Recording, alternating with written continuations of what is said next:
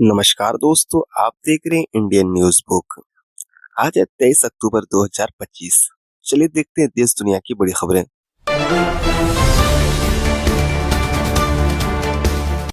पहला खबर ये आ रहा है दोस्तों, राष्ट्रपति मुर्मू आज देश आज से 4 दिवसीय केरल दौरा पर है। इस दौरान वे कई कार्यक्रम में शामिल होंगे और विकास परियोजनाओं का उद्घाटन करेंगे। चलिए बढ़ते हैं अगली न्यूज की ओर। दिल्ली में भाई दूज के अवसर पर यमुना के बलुआ घाट पर श्रद्धालुओं की भीड़ उमड़ी।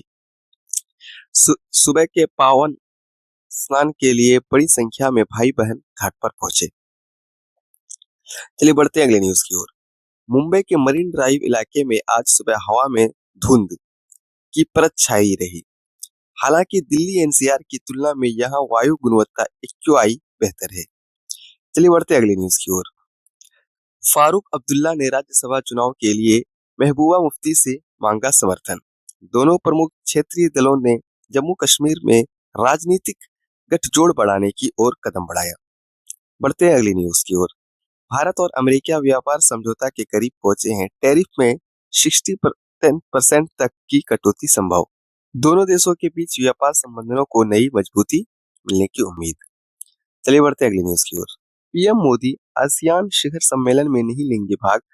मलेशिया दौरा टला। विदेश मंत्री एस जयशंकर भारत का प्रतिनिधित्व करेंगे। चलिए बढ़ते हैं अगली न्यूज की ओर। अमेरिका ने रूस की 2 बड़ी तेल कंपनियों पर लगाए नए प्रतिबंध।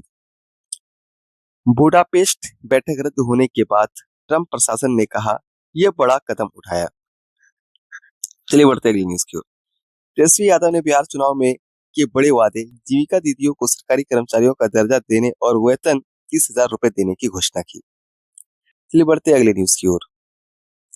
बिहार महागठबंधन में सीट बंटवारे को लेकर हुई ज्वाइंट प्रेस कॉन्फ्रेंस। वरिष्ठ नेता अशोक गहलोत ने लालू और तेजस्वी यादव से मिलकर एकजुटता का संदेश दिया।